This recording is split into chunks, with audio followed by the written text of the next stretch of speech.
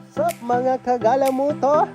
I-hashtag natin yan, Kagalamoto Road Trip ng Rizal Antipolo, Tanay Rizal, lahat-lahat ipangalan natin yan. Ayan, at galing kami sa gasolinahan station ng mga time na yan guys, at diretso na kami sa may Tanay. Ang oras ng mga time na yan is 9 AM. So kailangan namin pumunta ng Tanay Coffee Shop para mahimasmasan kami. So maglilingon-lingon ako dyan guys kasi naghahanap kami ng coffee shop. Uli na makahanap kami as soon as possible kasi kailangan ko na magkape para makagising-gising man lang bago bumiyahe ng malayuan. Ayan na nga, patuloy-tuloy kaming naghahanap mga kagala. 2,000 years later.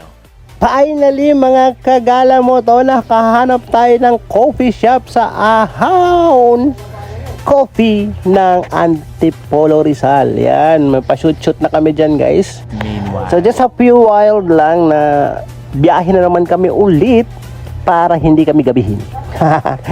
Good shot guys. Ang tingnan nyo naman, ang ganda ng road trip namin dyan. May pauna-unahan pa kami. So free ka guys kahit anong gawin mo kasi konti lang yung mga dumadaan dito. So ang ganda, hiwas disgrasya ka talaga, just mapipil mo yung ganda ng road guys. Sa road trip talaga ang trip nyo, dito kayo. few moments later. Ayan na, so ilang minuto lang nagpahinga naman kami para makondisyon naman kami.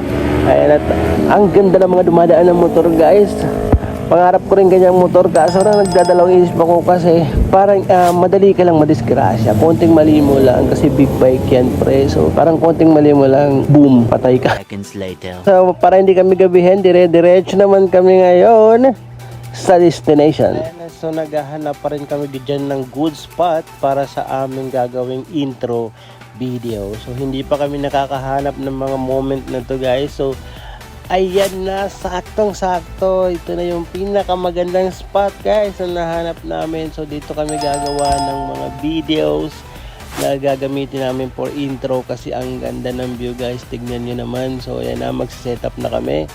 So after a few minutes na nakatapos kami, diretso naman kami papuntang Daranac Falls para hindi kami gabihin pauwi. Kasi ang daan namin pauwi niyan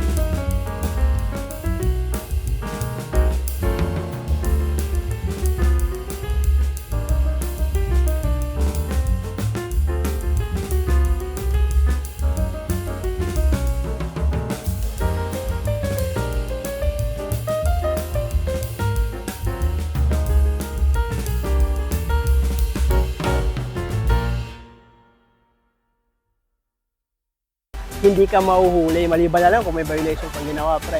Pero, importante doon is katulad ng mga raincoat, katulad kanina, naulanan ka, so dapat may dala ka nito. Para walang aberya.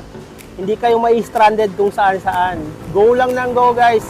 Basta kondisyon nyo lang yung motor nyo. Automatic yan, 100% good ang biyahe nyo. Guys, ipagmamalagay ko ang aking motor. Easy Ride 150 FI, guys, para tipid na gasolina. Number 1 yan, guys. Recommended ko yan, palong-palo. Carbon yan, carbon. Panalo to, guys, walang aberya. Smooth na smooth. Wala ka magiging problema. Kaya kung ako sa'yo, ulit pa.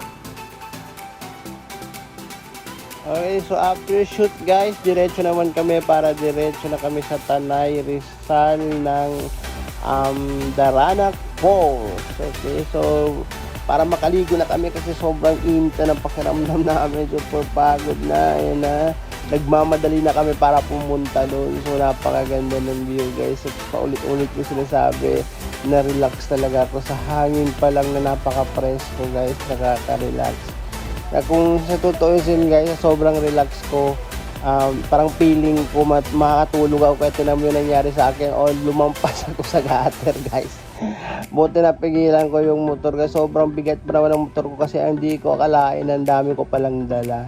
Feeling ko kasi marami akong kailangan kasi mga camera, mga alam niyo yun, yung mga kailangan namin sa shoot, costume, mga ganun. So parang na-over na ata yung pagre-ready ko kasi kahit direct share dinala ko kasi akala ko is may hirapan kami paghahanap ng mga cottage doon pero hindi naman pala nagamit. So yun lang ang sad doon. Pero at least Boy Scout tayo.